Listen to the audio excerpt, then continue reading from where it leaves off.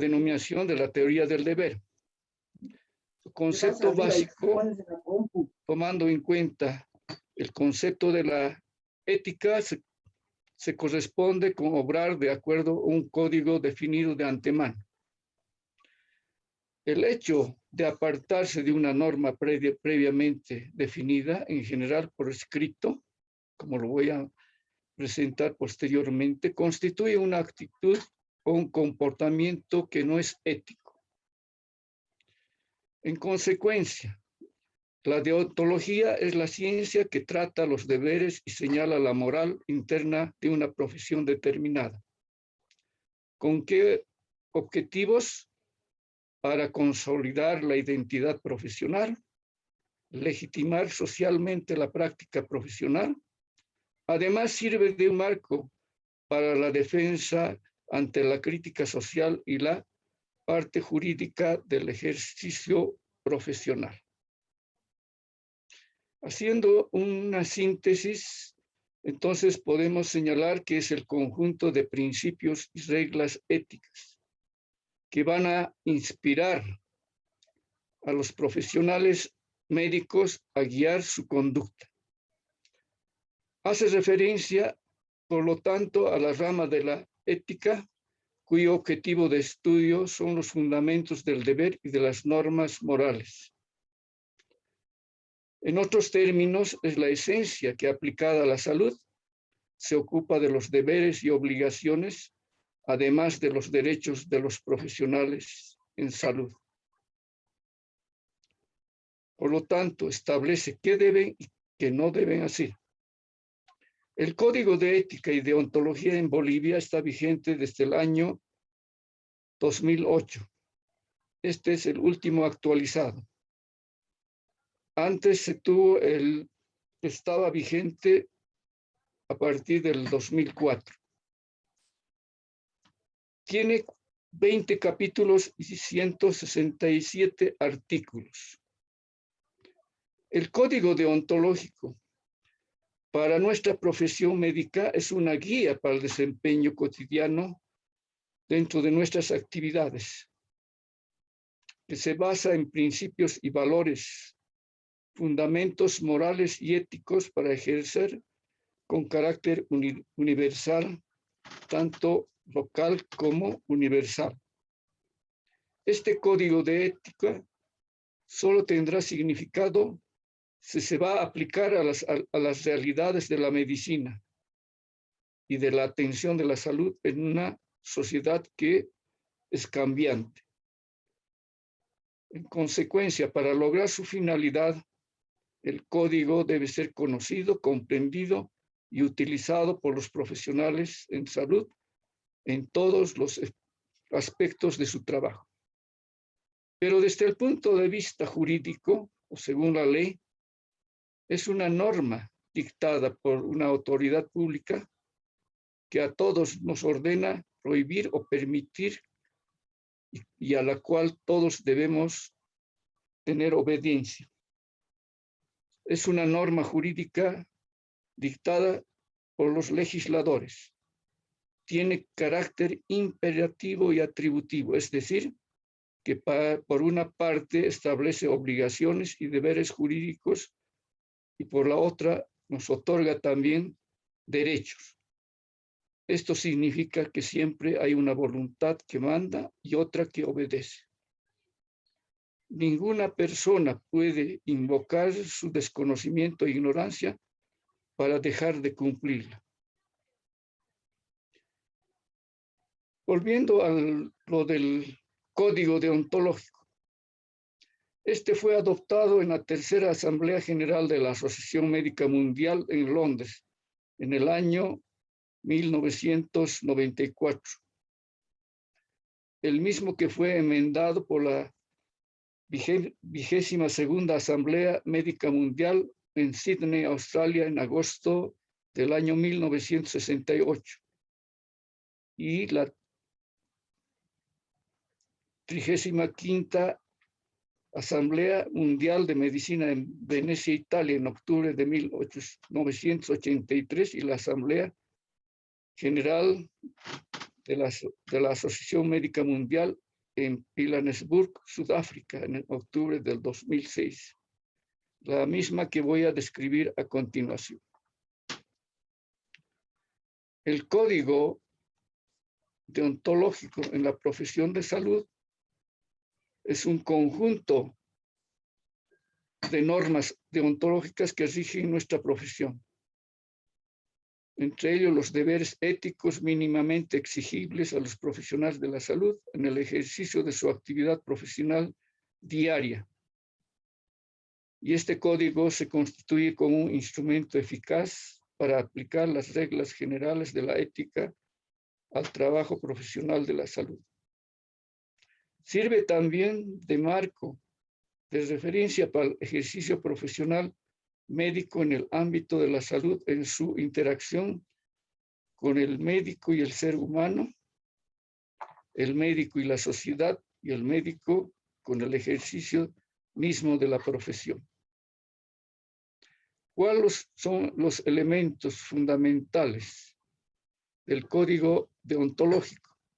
Que está muy emparentada con la ética en general. En realidad es una rama de la ética. Por lo tanto, estos principios se refieren a su interacción entre el médico con la sociedad, con la práctica médica, la misma profesión y los compañeros de trabajo.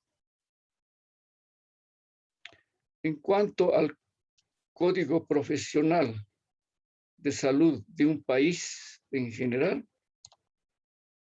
debe establecer sus propios códigos deontológicos, que como dije anteriormente van a servir de marco para el ejercicio profesional, puesto que este código ha de partir necesariamente de un marco conceptual que unifique y delimite los conceptos para que los profesionales tengan sobre las personas, la sociedad, la salud y el propio profesional.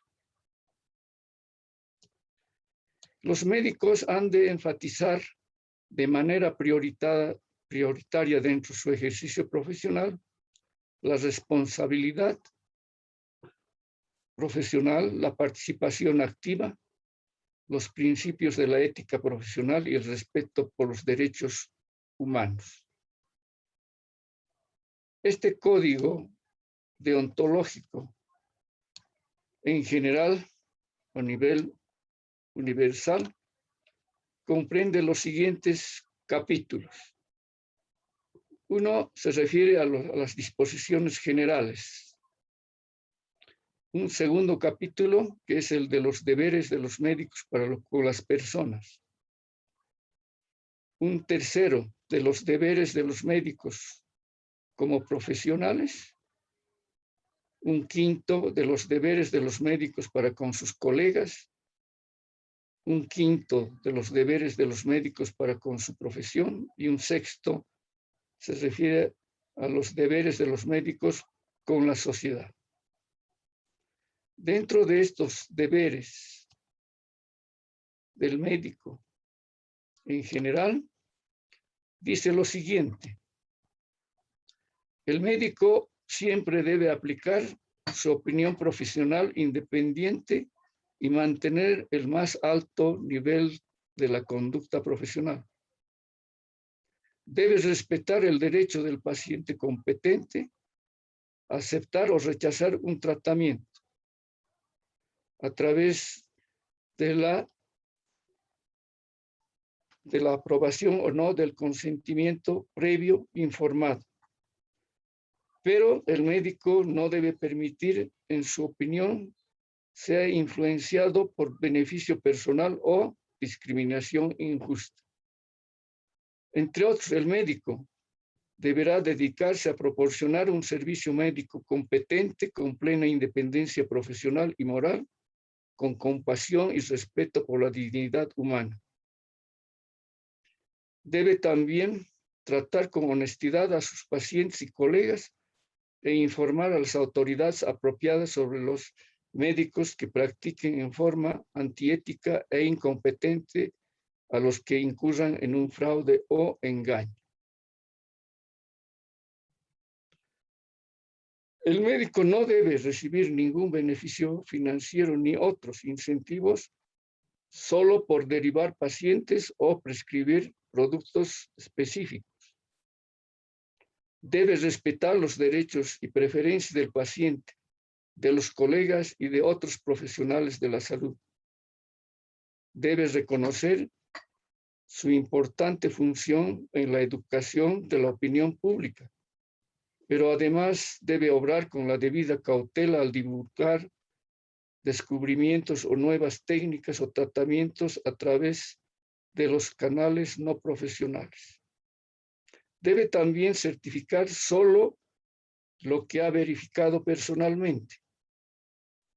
Debe esforzarse en lo posible por utilizar los recursos de la salud de la mejor manera para beneficio de los pacientes y de la comunidad, además de buscar atención y cuidados apropiados si sufre una enfermedad mental o física. Por otro lado, debe respetar los códigos actualmente vigentes de la ética locales y nacionales. Dentro de otros deberes de los médicos hacia los pacientes, el médico debe recordar siempre la obligación de respetar la vida humana, considerar lo mejor para el paciente cuando preste atención médica. Se debe a sus pacientes toda su lealtad y todos los recursos científicos disponibles para ellos, con igualdad. Cuando un examen o tratamiento sobrepase su capacidad, el médico deberá consultar o derivar a otro médico calificado en la materia. Siempre respetar el derecho del paciente a la confidencialidad. Es ético revelar información confidencial cuando el paciente otorga su consentimiento o cuando existe una amenaza real o inminente de daño para el paciente u otros. Esta amenaza solo puede eliminarse con la violación del secreto. Otro de los deberes es prestar atención de urgencia como deber humanitario, a menos que esté seguro que otros médicos pueden y quieren prestar dicha atención. En situaciones cuando represente a terceros, asegurarse que el paciente conozca cabalmente dicha situación. Al contrario, el médico no debe tener actos como en los sexuales con sus pacientes, ni con ninguna otra relación abusiva o de explotación. Debe comportarse hacia sus colegas como él desearía que ellos se comparten con él. El médico no debe dañar la relación médico-paciente de los colegas a fin de atraer pacientes. El médico debe, cuando sea médicamente necesario, comunicarse con los colegas que atienden al mismo paciente. Esta comunicación debe respetarse mediante la confidencialidad que le da el paciente y limitarse solamente a la información necesaria. Sintetizando, el código de ética y de ontología va a garantizar un ejercicio profesional competente, honesto y honorable de los miembros de la orden médica, para lo cual debe cumplir su misión, orientar a los pacientes y fundamentar sus actos médicos. Puedo concluir en esta parte que el código de ética y de ontología es una disciplina paradigmática del desarrollo humano. Y otro aspecto que debemos considerar son los principios éticos en la práctica médica, que son los básicos, como la autonomía de los pacientes, la justicia, la beneficencia y la no maleficencia, Entre estos cuatro podemos clasificarlo en dos niveles. Un primer nivel lo constituye la justicia y la no maleficencia. Y un nivel 2, la autonomía y la beneficencia. Sin embargo, a pesar de estos cuatro principios éticos básicos, existen otros, como ser los principios de confidencialidad, dignidad, respeto, solidaridad, honestidad y lealtad. Haciendo un breve resumen de cada uno de estos principios, me voy a referir en principio a lo que es la autonomía. Como ya adelanté, este expresa la capacidad para darse normas o reglas a uno mismo sin influencia de presiones, ya sea externas o internas. Otro de los principios es el de la beneficencia, que es la obligación de actuar en beneficio de otros, promoviendo legítimos intereses y suprimiendo perjuicios. El principio de no maleficencia es importante. Mediante el mismo, minimizar los posibles daños a los participantes de las investigaciones o a los mismos pacientes. En medicina, este principio debe encontrar una interpretación adecuada, pues a veces las actuaciones médicas dañan para obtener un bien. Y por último, otro de los principios básicos es el de la justicia, que se refiere a tratar a cada uno como corresponda, con la finalidad de disminuir las situaciones de desigualdad, independientemente de las ideologías, de la parte social al que pertenecen, o puede ser de tipo también cultural o económico, que pueden influir negativamente. Fuera de estos principios, creo que también a nivel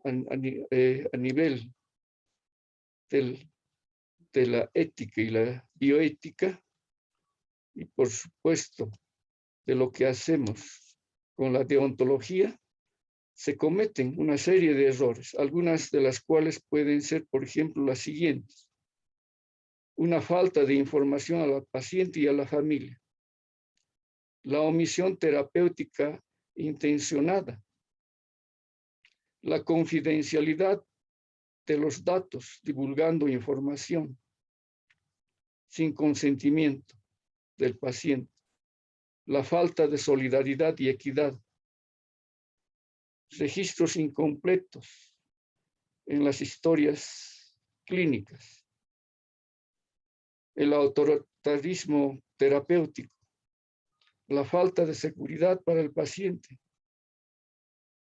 decisiones de matiz subjetivo más que racionales y de carácter técnico, los abandonos que se producen del paciente, la rutinización, la desactualización de nuevos conceptos y la tecnología que son de suma importancia, y la atención no siempre es equitativa. Y vuelvo a reiterar que la comunicación es escasa con la familia o el paciente que es aún competente.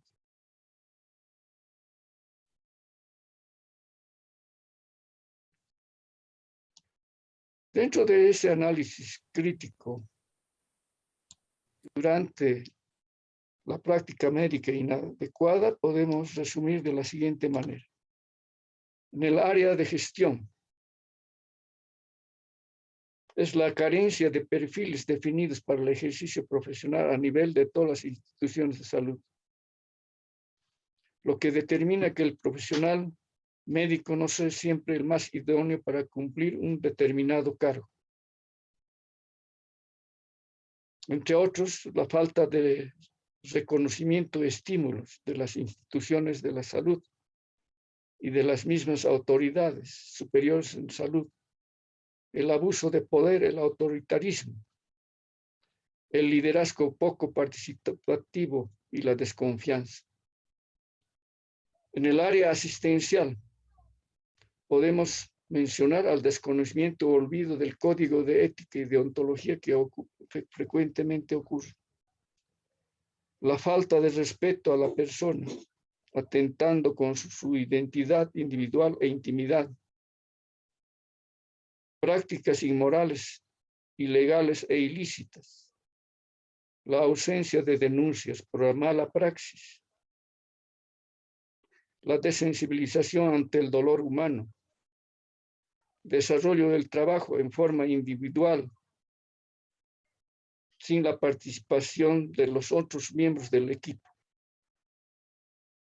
En el área docente es otra de las debilidades, donde se debe dar la capacidad necesaria para ejercer la profesión con calidad basada en aspectos teóricos y tecnológicos, pero falta consistencia ética habitualmente.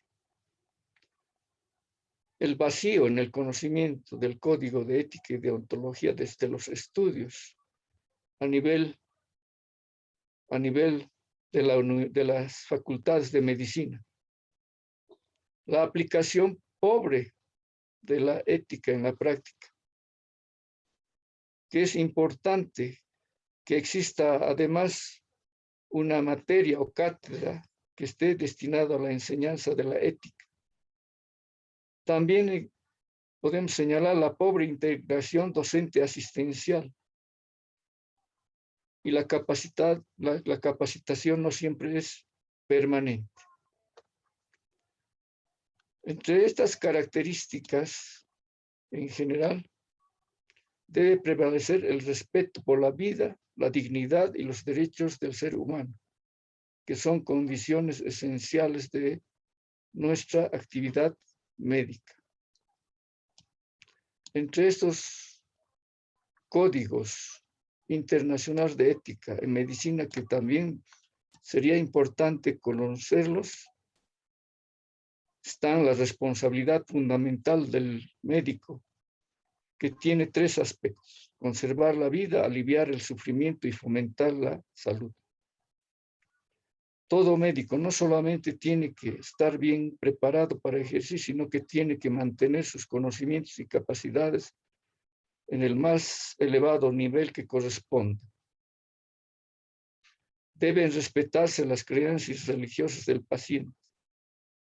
El médico debe mantener reservas sobre la información personal que reciba.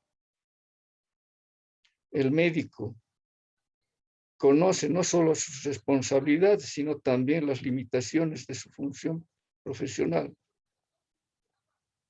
Bueno, el código también involucra a la enfermera, quien tiene la obligación de llevar a cabo con inteligencia y lealtad las órdenes del médico y de negarse a participar en procedimientos que no sean éticos.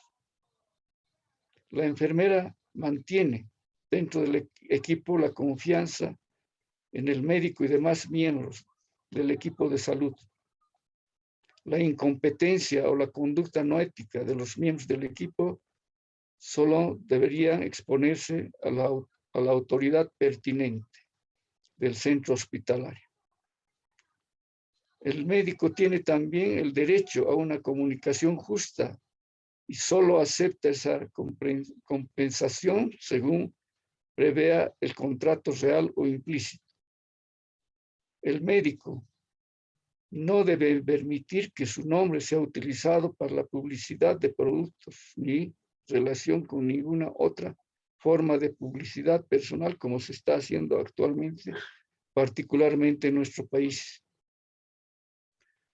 El médico debe cooperar y mantener una relación armoniosa con los miembros de otras profesiones y con sus colegas médicos. El médico en su vida privada debe mantener una conducta en lo posible irreprochable que acredite a su profesión. La conducta personal del médico no debe descuidar conscientemente las normas de comportamiento aceptadas de la comunidad en que vive y trabaja. El médico debe participar y compartir con otros ciudadanos y otros profesionales de la salud la responsabilidad de iniciativas tendientes a satisfacer las necesidades de la salud de la comunidad a nivel local, estatal, nacional e internacional. Y para ir concluyendo con mi presentación, tengo aquí un decálogo del Código de Ética para los profesionales de salud en general de cualquier país. El primero es respetar y cuidar la vida y los derechos humanos, manteniendo una conducta honesta y leal en el cuidado de las personas. En segundo lugar, proteger la integridad de las personas ante cualquier afectación, otorgando una atención médica libre de riesgos. 3, mantener una relación estrictamente profesional con las personas que atienden, sin distinción, como ya dijimos anteriormente, de raza, clase social, creencia religiosa o preferencia política. 4, asumir la responsabilidad como miembro del equipo de salud, enfocando los cuidados hacia la conservación de la salud y la prevención del daño. 5, guardar el secreto profesional, observando los límites del mismo, ante un riesgo o daño a la propia persona o a terceros. 6, procurar que el entorno laboral sea seguro tanto para las personas sujetos de la atención médica como para quienes conforman el equipo de salud. 5,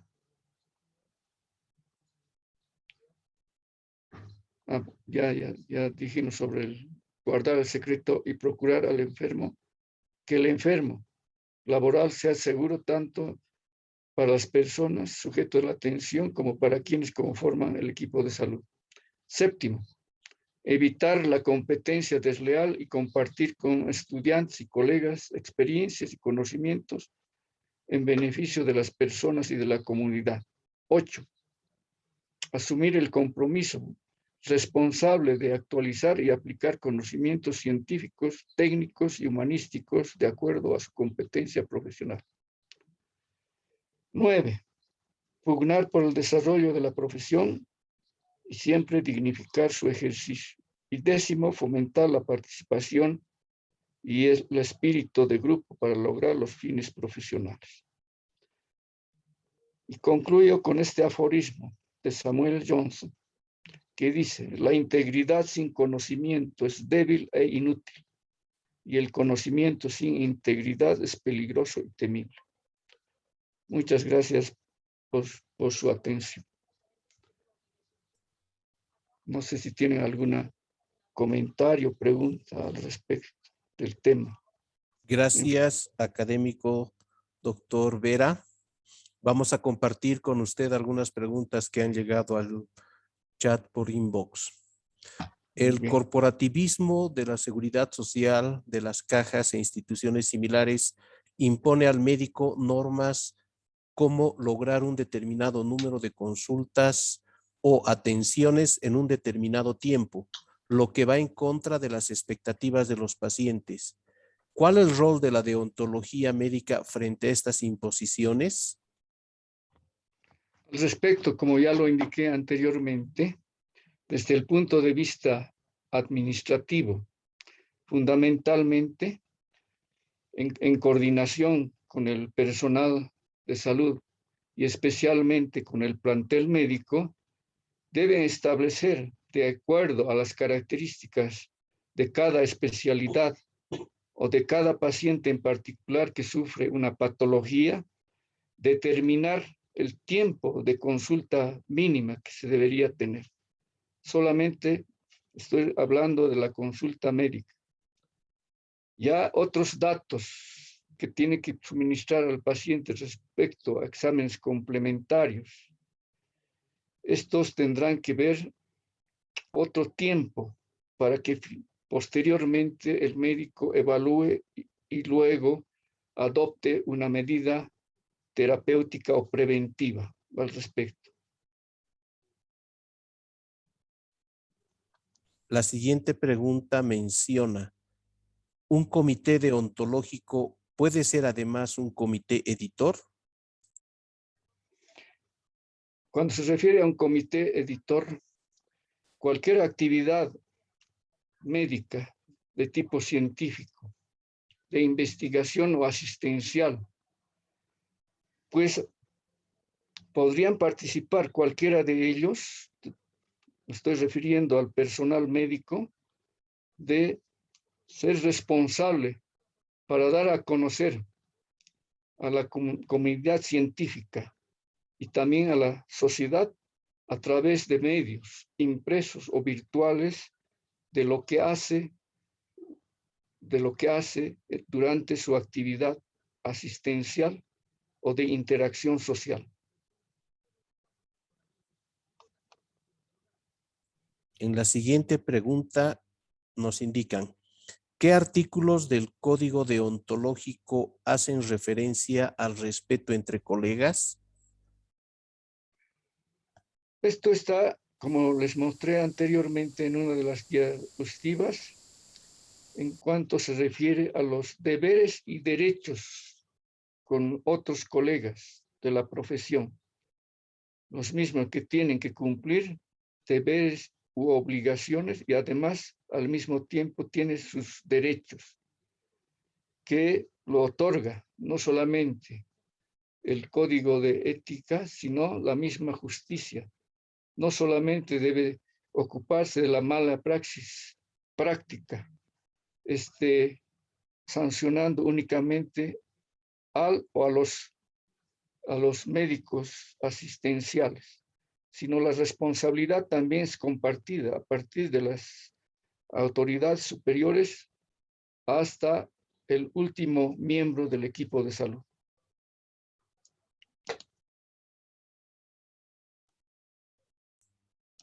Y por último, ¿cuáles son las reglas del código en investigación?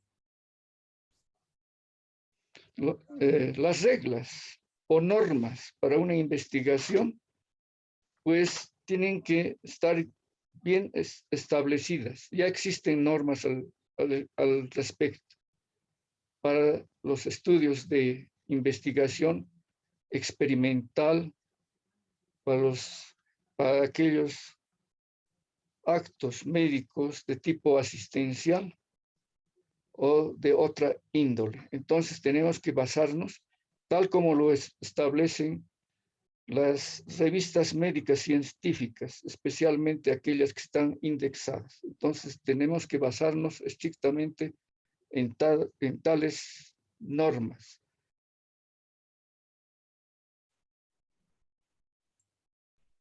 Muchas gracias, académico doctor Oscar Vera, por su exposición. A tiempo de invitarle a que deje de compartir la pantalla para continuar con la sesión. Anunciamos que el link de registro de asistencia será compartido con todos ustedes a través del chat de la sesión que estamos asistiendo. Ahora invitamos a la académica doctora Gladys Bustamante Cabrera, presidente de la Academia Boliviana de Medicina, presidenta del Comité Iberoamericano de Bioética, PhD en Ciencias de la Vida y Bioética y Magíster en Bioética, Psicopedagogía y Educación Superior, y docente emérita de la Facultad de Odontología en la Universidad Mayor de San Andrés.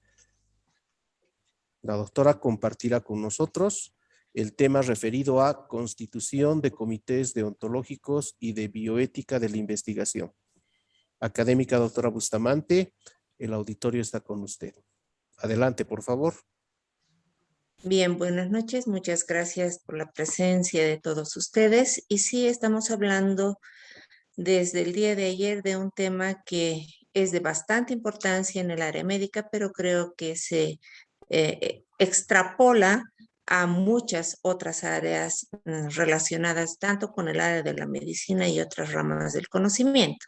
Voy a pasar a compartir la pantalla porque quiero tocar un tema que es bastante importante en la relación de la conformación de los comités de ética y los comités de bioética.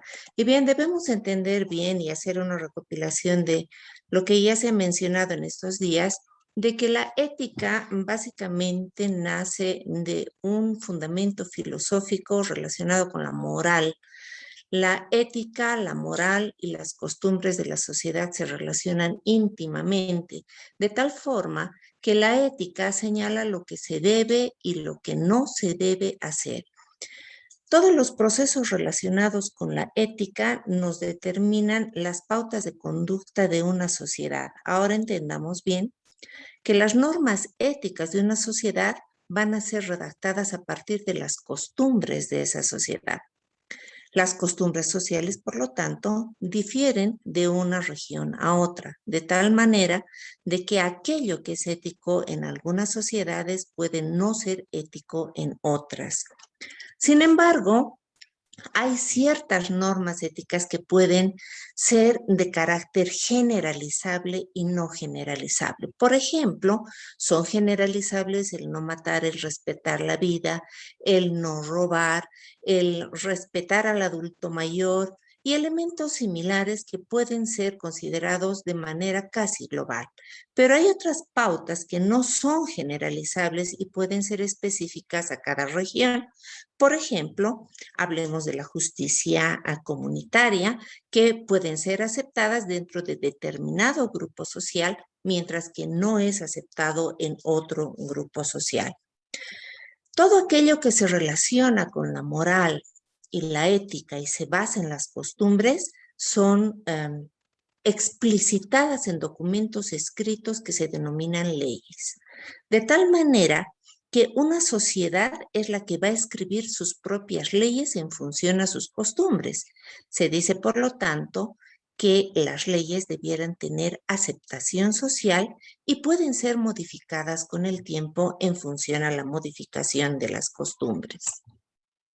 Es cierto que las leyes en nuestro país o en nuestros países, porque veo que hay bastante colega del exterior, pueden ser diferentes y lógicamente cada una se ha adaptado a las costumbres y a las características propias de su región. La ética, si bien viene del griego ethos, se relaciona más que la moral a aquellos actos que son conscientes, a aquellos actos relacionados con la libertad de pensamiento, a aquellos que el sujeto adopta de manera voluntaria en función a su formación desde la infancia, su relación social y su relación con pares. De tal manera que si bien la ética se relaciona a las costumbres y está registrada en las leyes, la ética y la moral misma del individuo se relaciona a su propio ser, a su propio sentir. Es decir, que si bien la ética tiene un carácter de tipo completamente universal, es una relación netamente consciente de libre pensamiento y de acuerdo a la decisión inteligente de los sujetos. Las leyes regulan la moral de las personas, mientras que la conciencia regula la ética de las personas. Les ruego por favor apagar sus micrófonos. Gracias. Si bien existen semejanzas en ambos casos, por favor, ¿tienen algún micrófono abierto?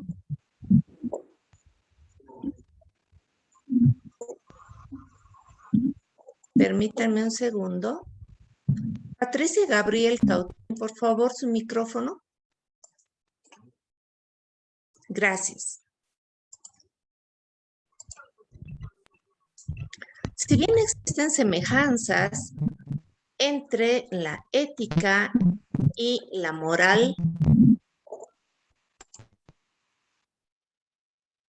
En ambos casos se tratan de percepciones relacionadas a los valores y las virtudes de los sujetos, el cómo se conciben los valores y virtudes dentro de una sociedad o los valores y virtudes en forma individual, de tal manera que los sujetos de una sociedad adoptan cierto tipo de características de los valores y virtudes sociales para aceptarlos como norma social, mientras que la ética acepta los valores y virtudes en forma individual para relacionarlos con la conducta propia del individuo. ¿Qué son los valores y qué son las virtudes? Los valores no son nada más que la selección intelectiva entre lo que va a ser el bien, decidir qué está bien y decidir voluntariamente qué lo considero como bueno. La escala de valores, por supuesto, depende de cada sujeto y está definida en función a su educación, en función a la relación que tiene con sus pares, en función a las características sociales en las que se desarrolla, de tal manera que cada individuo genera una escala de valores en función a sus prioridades y en función a sus necesidades. Es decir, que algunas personas priorizan lo económico, por lo tanto sus valores serán diferentes a aquellos que priorizan la conducta social, la conducta individual, la verdad, la justicia. Cuando realizamos una actividad médica o una actividad educativa o finalmente dedicamos nuestra vida simplemente a ser viajeros, debemos ver en qué orden están los valores en nuestras vidas y qué prioridad les damos, porque en función a ello dependerá la conducta que tengamos dentro de la sociedad. Esta carencia de valores que actualmente se presenta en la sociedad está relacionada de manera íntima a la carencia de valores que nos muestran sobre todo las personas que van dirigiendo la sociedad. Y se replica esta conducta de personas en las cuales no se evidencia el respeto por principios básicos como la vida, como principios relacionados a la verdad, a la justicia, y vemos constantemente que estas bases fundamentales de una sociedad son constantemente violadas, haciéndose una conducta normal para el crecimiento de los individuos, de tal forma que la falta de compromiso de la sociedad para rescatar los valores está llevando a una sociedad cada vez con menos principios éticos y menos principios morales. Bien, la ética puede ser de carácter individual, es decir, que cada quien decide lo que está bien o está mal en función a lo que ha aprendido y en función a sus valores y virtudes. También existe una ética grupal, que es la ética social, que no es nada más que la réplica de muchos valores individuales, pero que pueden ser tergiversados entre sí. Es decir, que existen personas que tienen valores muy altos y virtudes muy rescatables, pero también existen personas en las cuales los valores y las virtudes no son importantes. Esa mezcla y esa variedad de percepciones sociales en relación a la moral y a la ética puede también llevar a ciertos condicionamientos en el sentido en que exista más de una que de otra. Me refiero a que si hay más personas que no respetan los valores y las virtudes, existirá una sociedad con menos valores y virtudes. Generalmente los sujetos se acoplan a aquella que es más evidente.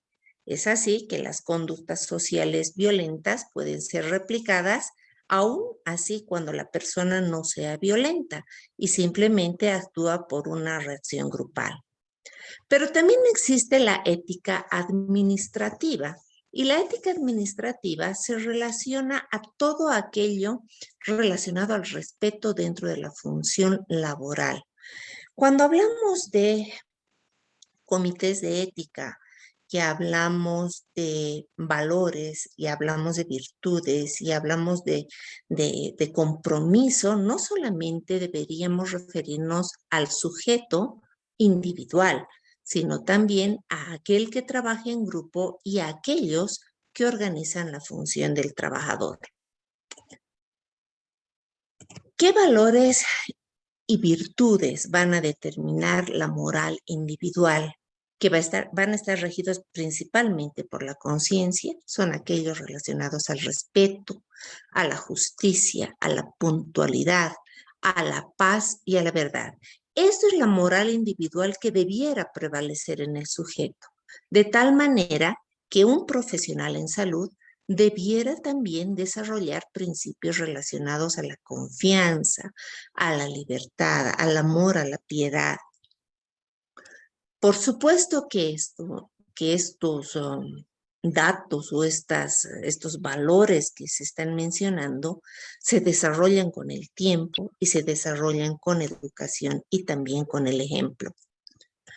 La moral grupal, que se ha hablado desde hace muchos años dentro de nuestra cultura y muchas culturas latinoamericanas, se relacionan a la relacionalidad, a la conciencia ecológica, a la complementariedad, a la reciprocidad, a la integralidad, que si recordamos estos principios, son parte del summa camaña que llamamos dentro de nuestra cultura y no son nada más que principios antiguamente establecidos, pero que aparentemente los hemos ido olvidando en el tiempo, de tal manera de que deberíamos entender de que las personas no se desenvuelven solas en un medio ambiente y que la integración de las personas con respeto, con lealtad, con honestidad y con justicia,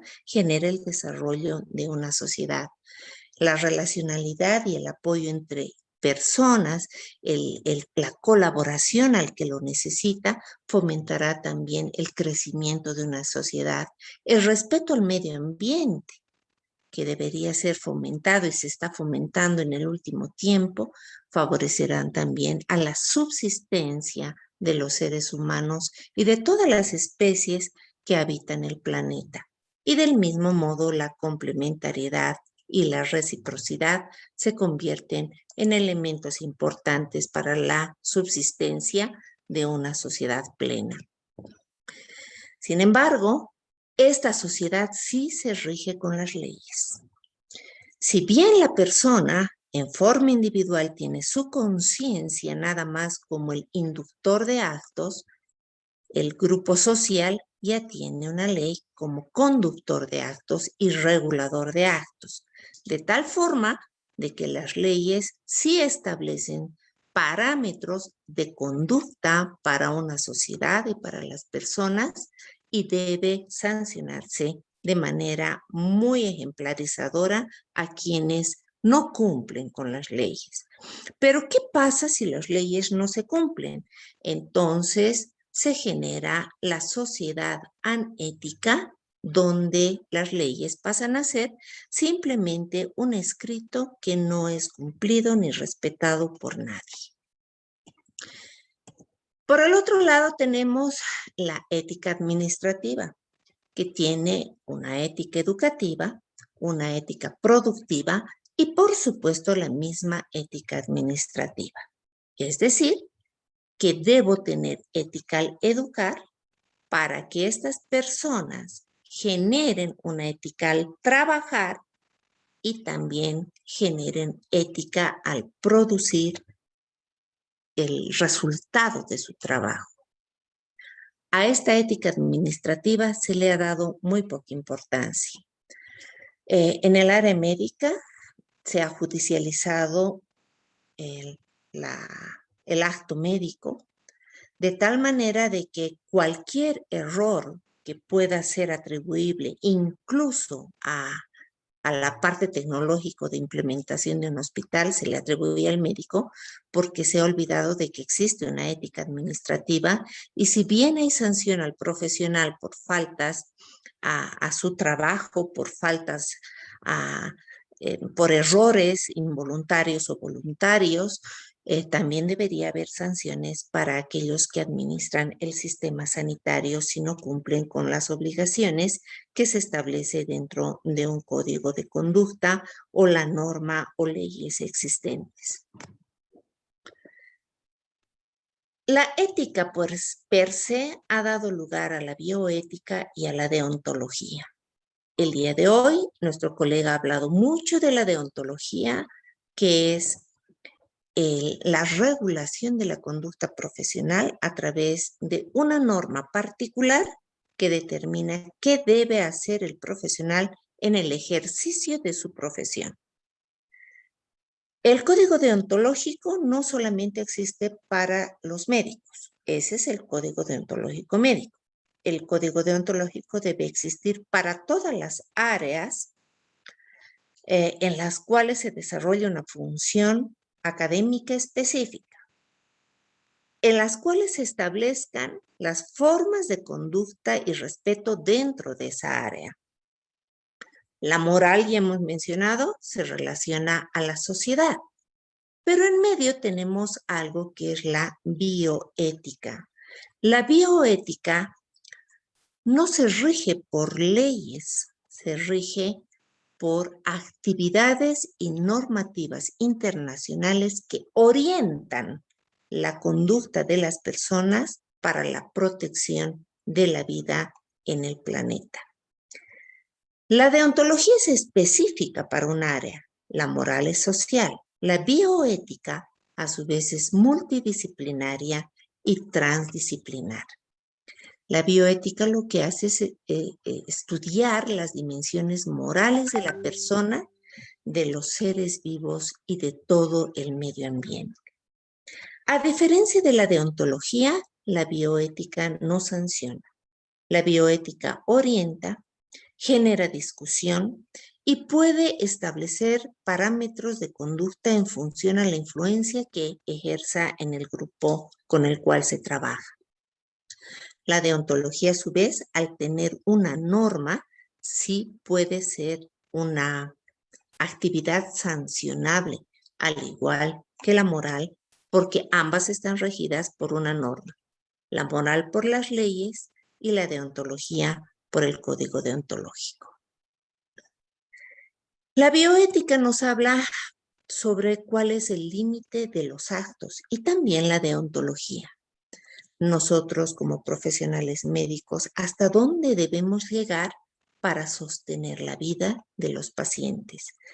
Es que el salvar la vida se ha convertido en un lema demasiado repetitivo, donde al mismo tiempo estamos irrespetando otros tipos de principios como la solidaridad, el respeto, la decisión individual y la justicia. ¿Hasta dónde llegamos en el área médica para desarrollar ciencia que a veces puede dañar a las personas? Y como sabemos muy bien, han habido muchas investigaciones crueles, tremendamente crueles, que han violado los principios éticos básicos. Si bien la autonomía, beneficencia y no maleficencia son, así como la justicia, son principios éticos existentes, nosotros deberíamos analizar cuánto el poder económico, el poder político y el poder público influyen en las decisiones de los profesionales e investigadores para desarrollar aquello que denominamos ciencia. No olvidemos toda el área médica que existen muchos antecedentes en la deontología médica. Es así que tenemos como base el juramento hipocrático. También tenemos los juramentos de iniciación, el consejo de los médicos, los deberes de los médicos, principios de la medicina y muchos documentos que nos recordarían permanentemente que el profesional en salud tiene como función y deber respetar la vida. Si bien se han leído bastantes elementos del Código Deontológico de Bolivia, no difiere este de otros códigos deontológicos existentes en otros países. Puede ser que las similitudes sean grandes y también existan algunas diferencias. Sin embargo, hay elementos que son constantes en todos los códigos existentes en el mundo. El primero es el respeto a la vida, el respeto a la persona, a la familia y la sociedad, el reconocer que somos personas falibles, que podemos equivocarnos, que tenemos limitaciones, el aceptar la responsabilidad de nuestros actos y sobre todo del acto médico, y por supuesto, el proyectar la conducta noble del profesional en salud hacia la familia, la colectividad, hacia los colegas, pares en su profesión y también aquellos que apoyan a la profesión, al personal en salud y sobre todo a la institución donde ejerce su trabajo. Es difícil poder aceptar que una persona no comete errores. Una persona con todos los errores y las virtudes que tiene puede en algún momento errar con su paciente, errar con su familia, errar en su institución y hablar mal de ella o hablar mal del colega, pero también tiene que ser lo suficientemente hidalgo para reconocer estos errores y empezar a corregir conductas, sobre todo si la función que ejerces además educativa. No olvidemos que los estudiantes replican conductas docentes. Los docentes en el área de la salud deberán guardar mucha compostura, deberán ser muy nobles y deberán ser muy respetuosos al código deontológico de su profesión. Si bien coloco el juramento hipocrático en la pantalla, que es solamente para recordar muchos de los conceptos tan valiosos expresados en un documento extenso, simplemente lo hago para recordar a todos los que se dedican al área de la salud que este juramento probablemente es aquel que nos orienta de manera más perfecta al respeto de nuestra noble profesión. Hace énfasis sobre la eutanasia y menciona que nunca el profesional en salud procurará a nadie un veneno mortal, es decir, que no prescribirá aquello que no ha sido probado por la ciencia, porque es deshonesto, porque no es ético y porque pone en riesgo a la salud de las personas. Habla también sobre el aborto, haciendo mención sobre el respeto de la vida. También habla del secreto profesional, que es algo que hemos ido olvidando en el tiempo. Sin embargo, tal vez el secreto profesional se mantiene de manera muy sutil, pero no en forma constante. Habla de la igualdad, entendiendo de que el profesional en salud no es más que otro, es igual a otro con un conocimiento diferente. Nosotros sabemos sobre salud y el profesional en ingeniería sabe de ingeniería. El usar la bata blanca no nos hace diferentes a los demás, simplemente nos hace ser seres más nobles. Pero esa nobleza no la lleva la bata, la lleva la conciencia del sujeto. Y por supuesto nos habla de no impartir daño y tratar de preservar la justicia individual, social y también la justicia dentro de nuestra profesión. No olvidemos que la atención médica es un acto de confianza de una persona con la conciencia de otra Y este acto de confianza se tiene que basar sobre todo en la honestidad, la verdad, la lealtad y, por supuesto, la capacidad que cada quien debe adquirir para poder atender a sus pacientes. Si bien el profesional en salud tiene obligaciones, también tiene ciertas limitaciones que debe saber aceptarlas. Entre nuestras obligaciones está el de generar información completa, oportuna, veraz, relevante y clara. Es decir, debemos aprender a hablar en el idioma del paciente y olvidar un poco el tecnicismo con el cual hemos sido educados. Evitar ser complejos y tratar de ser lo más tranquilos para dar la información que el paciente necesita y que en ocasiones desconoce o distorsiona en función a la información entregada por otros. El profesional en salud debe poner al servicio del paciente la privacidad que éste le debe dar en función a la información que recibe y, por supuesto, ir de mano con la confidencialidad de la información de los pacientes. Debe ser solidario, debe ser tolerante y a veces si la tolerancia puede acabarse en el momento en que nos sobrecargan de trabajo, pero debemos retomar la tolerancia como un valor y como una virtud casi permanente. Basándonos en estas características, voy a hacer mención breve de algunos tipos de comités de ética que a veces pueden ser malinterpretados en sus funciones. Comités de ética, existen miles de comités de ética actualmente. Uno son los comités de ética deontológica, que son aquellos que tienen como función principal evaluar la conducta profesional. Y esto, por favor, les voy a pedir que lo recordemos, porque esta función es diferente al comité de ética de la investigación. Los comités de ética de la investigación tienen función específica de hacer revisiones de protocolos de investigación, analizarlos y evaluarlos.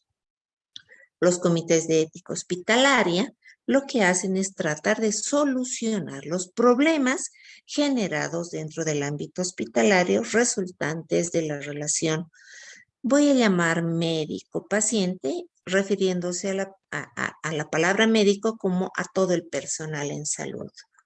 También existen comités de ética administrativa, educativa, existen comités ecológicos, existen comités educativos, existen comités relacionados a la edición y publicación de documentos de investigación, etcétera. Empecemos a hablar muy brevemente del comité deontológico, que está orientado a los principios de la profesión. Este comité deontológico, al tener una norma, puede sancionar.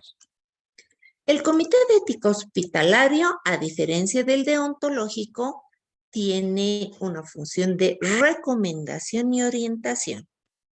El deontológico está formado única y exclusivamente por profesionales de una misma área, apoyados generalmente por un bioeticista y un jurista. El comité de ética hospitalario es multidisciplinar y al ser multidisciplinar integra varias áreas que están dentro de un hospital, incluida el área social, la administrativa, el área de nutrición, el área de enfermería, el área de reclamos de los pacientes, incluidos los pacientes. Mientras que el Comité de Ética de la Investigación, al ser multitransdisciplinar, lo que hace es basarse en normas investigativas para aprobar o desaprobar o rechazar protocolos de investigación específicamente. Como ustedes verán, cada comité tiene una función específica. Entonces, no es coherente que un comité deontológico esté avalando protocolos de investigación, ni un comité hospitalario, mucho más que avale investigaciones que son originadas en su propia institución, ya que no pueden constituirse en jueces y parte de la investigación al momento de que ésta es presentada. Los comités en forma general tienen que ser de carácter consultivo. Ellos pueden asesorar, pueden emitir dictámenes, pueden emitir opiniones, pueden emitir recomendaciones, pueden sugerir el desarrollo de cierta normativa institucional, pero no es su función principal la de desarrollar normas o reglamentos para el manejo de una institución o un área en particular. Los comités de ética deontológicos son órganos que son colegiados. Estos comités se van a ir a constituir a partir de miembros que debieran estar seleccionados de los profesionales cumpliendo ciertos requisitos. Primero, que se elijan a personas con sólidos valores morales y éticos, y ahí sí tenemos un problema. ¿Cómo podemos asegurar que un profesional es completamente ético? Conocemos algo de él, pero no conocemos todo, pero sí podemos tener referencias a partir de su desarrollo dentro de la profesión. Debieran ser profesionales en ejercicio profesional o aquellos que se encuentran ya jubilados, pero que tienen todavía experticia en el tema. Y debiera también integrarse a bioeticistas formados, así como a abogados. Las funciones que tiene el comité deontológico es hacer respetar el código deontológico vigente, de tal manera que puede orientar, puede corregir, pero también debe sancionar. ¿Por qué? Porque este código deontológico se constituye en la ley de funcionamiento de una institución o del cuerpo colegiado. Este órgano colegiado debe ser uno de los más importantes y respetados. Sin embargo, este respeto depende mucho de los valores que los profesionales de este órgano le den a ese comité. Y también depende de la credibilidad institucional ante la sociedad. De nada sirve tener un comité de ética deontológico si éste no cumple sus funciones. Y si tenemos falta de respeto del mismo órgano colegiado hacia su comité deontológico, no tiene sentido su existencia. Si la institución no es respetada por la sociedad a través de su comité de ética deontológico, ¿cuál es entonces la función de este comité de ética? El simplemente leer la norma, el recordar la norma o ser un simple observador de actos que no sean idóneos para la sociedad y para los profesionales. El código deontológico se escribe para generar los deberes mínimamente exigibles en la profesión. Si un profesional no cumple con estos deberes dentro de este cuerpo colegiado, pues debe ser sancionado. Y no se debiera ser observador pasivo del incumplimiento reiterado de esta norma. Ello lleva a falta de credibilidad institucional. Además, este código deontológico debe guiar de manera permanente a los profesionales en relación al cumplimiento de sus funciones profesionales hacia los pares, hacia la institución y hacia la sociedad. Este incumplimiento debe ser sancionado y retomar el respeto institucional. Por supuesto que un código deontológico genera disposiciones reglamentarias. Por eso es que se denomina código porque genera disposiciones que deben ser acatadas por todos aquellos que han sido partícipes del órgano colegiado y aceptan ser parte de ese órgano colegiado. De tal manera que la existencia de un colegio médico con un código deontológico y miembros que están en el colegio médico lleva a que estos miembros están aceptando voluntariamente las normas de conducta del cuerpo colegiado. Y el caso de incumplimiento deberá llevar a la sanción correspondiente, que puede ser una llamada de atención o llevar a sanciones mucho más severas. Sin embargo, hay algo que sí debe analizar este comité, que son los conflictos que va a haber entre la moral de las personas en el rol de profesional médico y la moral individual del sujeto. No se olviden que el código deontológico me da obligaciones bajo un estándar de comportamiento. Y ese estándar podría estar en ciertos conflictos con mi moral individual. Por ejemplo, si pertenezco a determinada religión, quiero ser médico, yo tengo el código deontológico que me determina ciertas conductas, pero mi moral individual me dice que no debo hacer otras. El tema conocido por todos, que es la transfusión de sangre. Cuando un código deontológico analiza situaciones que pueden ser múltiples relacionadas a la moral individual y a la moral profesional, debe ser muy flexible al momento en que esta información sea analizada en cada caso particular. En cada uno de estas situaciones se deberá priorizar el respeto, la verdad y la justicia. Luban dice algo, que para cumplir una regla profesional que esté en conflicto con la ética personal, la persona debería poder justificar la relevancia social y el bien moral que la causa. Debería también justificar el rol del profesional en base a la estructura de cada institución y también el acto demandado por el rol, mostrando que las obligaciones del rol exigen una acción específica. ¿Qué hace el Comité de Ética Deontológico en el proceso de análisis de datos? Sí debe recibir una denuncia o reclamo, pero también ahora se dice lo siguiente: un comité deontológico no solamente debe limitarse a recibir la denuncia, sino a actuar en caso de evidencia plena de que se está incumpliendo la norma deontológica. Muchas veces no se realiza la denuncia porque el comité no llega a ningún tipo de sanción y pierde credibilidad.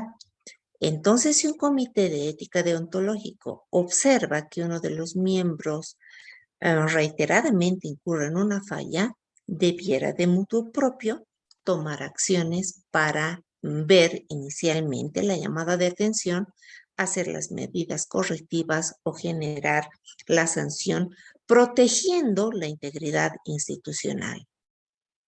Una vez recibido el reclamo, se debe hacer un análisis en un consejo de miembros para ver qué decisión se va a tomar en el caso y idealmente se sugiere que deberían tener un formulario de análisis para tratar de ser lo más imparciales posibles. Y finalmente, emitir la resolución que corresponda en cada caso. En forma breve, hablaremos del Comité de Ética de la Investigación Científica, que son organismos completamente independientes. No debiera tener filiación política, pero sí eso se ha discutido bastante porque todos los individuos de una u otra manera tienen alguna tendencia política, pero sí no debieran estar registrados en alguna institución política, mucho más si es estatal, para que no existan conflictos de interés. Deben ser multitransdisciplinares y deben basarse en las normas nacionales e internacionales que orientan las acciones de este comité. Este comité tiene la atribución de dictaminar sobre protocolos de investigación, no investigaciones que ya están en curso ni concluidas. El protocolo de investigación debe ser cuidadosamente revisado por expertos que componen este grupo de profesionales. Siempre se basarán en los principios éticos ya mencionados en la charla previa, y las funciones son evaluar y dictaminar los protocolos, velar por los derechos de los sujetos de investigación y sobre todo velar por la credibilidad de la investigación. Los miembros ya los hemos nombrado, así como las funciones, y finalmente el informe estará orientado a la aceptación con correcciones, a la aceptación completa sin correcciones del protocolo o bien al rechazo del protocolo de investigación. Bueno, si tienen algunas preguntas sobre el tema, que es extremadamente largo, pongo a disposición a todos los miembros que están presentes para hacerla. Muchísimas gracias.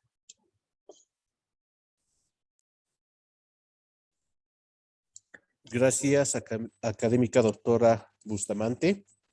Vamos a compartir con usted algunas preguntas que han llegado por inbox. ¿Quiénes pueden acudir al Comité de Ética de Investigación?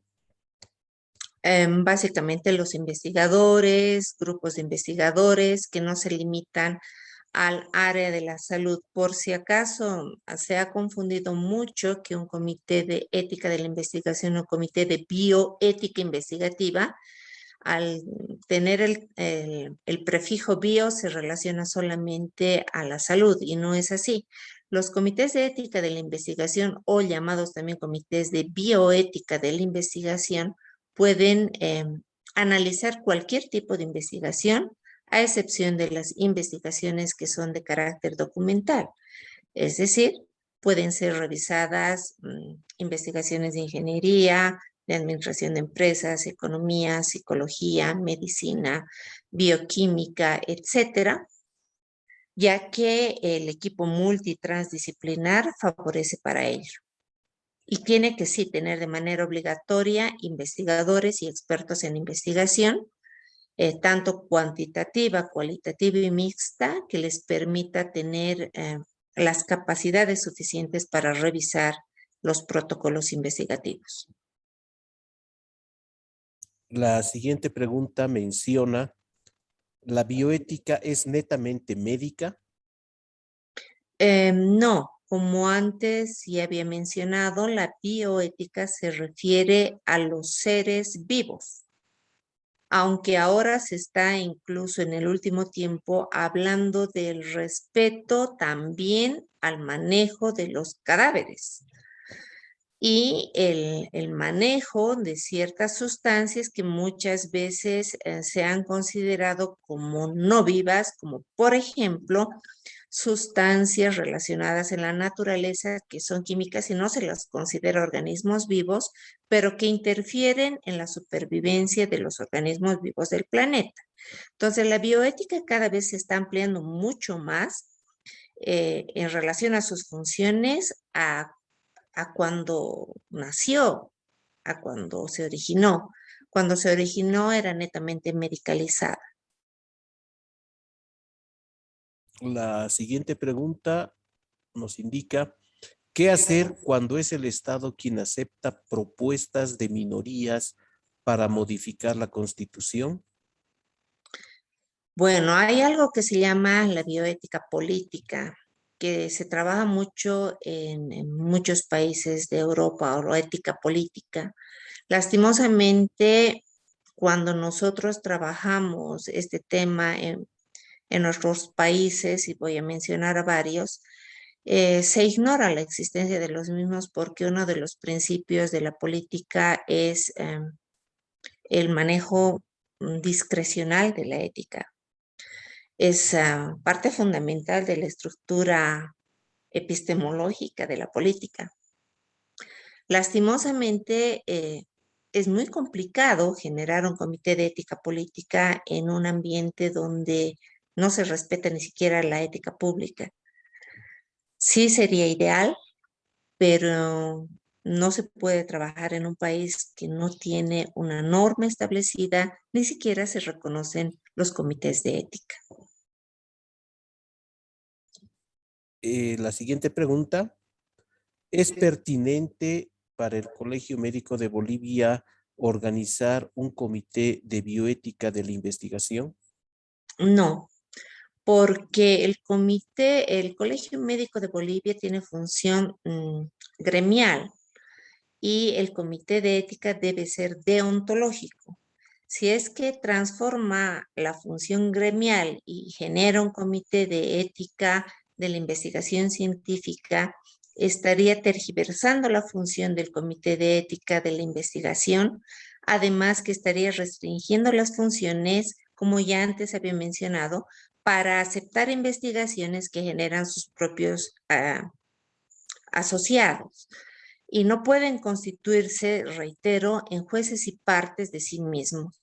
El Comité de Ética de la Investigación debe ser un organismo independiente, idealmente nacional, idealmente.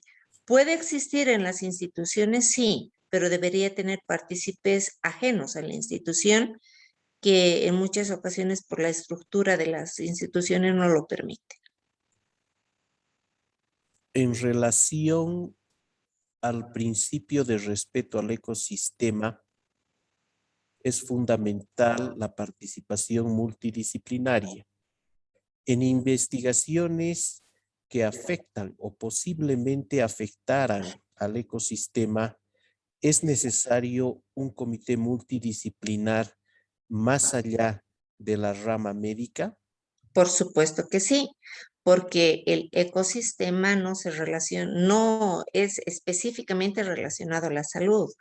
El ecosistema se relaciona a los animales, a las plantas, por lo tanto debiera haber biólogos, debiera haber personas expertas en el manejo de aguas, debería haber personas expertas en construcción porque se está interviniendo mucho en en ambientes muy ricos en plantas como para generar áreas de construcción. Deberían intervenir también ingenieros, políticos, deberían intervenir muchas otras áreas que están directamente relacionadas con el ecosistema. El ecosistema no es solamente salud, el ecosistema es mucho más que eso. Y la última pregunta se refiere, ¿existiría algún conflicto ético cuando un miembro del Comité de Bioética de la Investigación no conoce nada de la disciplina en la que se realizará la investigación? No. Dentro de los comités de bioética se recomienda tener un miembro que se denomina laico. El miembro laico es aquella persona que desconoce de investigación y es un miembro de la sociedad, desconoce de un área en particular, es un miembro sencillo de la sociedad que opina como miembro de la sociedad ante algo que se presenta a sus ojos y tiene una visión completamente destecnificada, llamémosle así, que aporta a los especialistas y a los técnicos a tomar una decisión. Sí, la presencia de un miembro laico es muy importante dentro de un comité de ética de la investigación. Muchas gracias, académica doctora Gladys Bustamante. A tiempo de agradecer la asistencia de todos los participantes esta noche, Agradecemos a los 4 académicos miembros de la Academia Boliviana de Medicina que han participado en las sesiones de ayer y del día de hoy, y les invitamos a todos ustedes a una nueva convocatoria que será comunicada oportunamente por las redes sociales. Hemos llegado Antes de de esta forma. concluir, perdón, doctor Mancilla, antes de concluir a todos los presentes, se les enviará sus certificados a los correos registrados una vez que el presidente del Colegio Médico de Bolivia y la presidenta de la Sociedad Científica firmen la certificación. Se les hará llegar directamente a sus correos, a los correos que ustedes han registrado en su asistencia. Agradezco a todos su presencia y a poco vamos a seguir con mayores capacitaciones con la Academia Boliviana de Medicina e invitamos a todos a ser parte de estas actividades constantes que pretendemos realizar desde el siguiente mes. Muchísimas gracias. Gracias, académica doctora Bustamante. Hemos compartido por última vez el link del formulario de asistencia para las personas que aún no se han registrado. Muchísimas gracias a todos nuevamente por su atención y vamos a cerrar la sesión Zoom dentro de unos minutos, dando oportunidad a que todos se registren. Muchas gracias nuevamente. Hasta una nueva oportunidad. Buenas noches.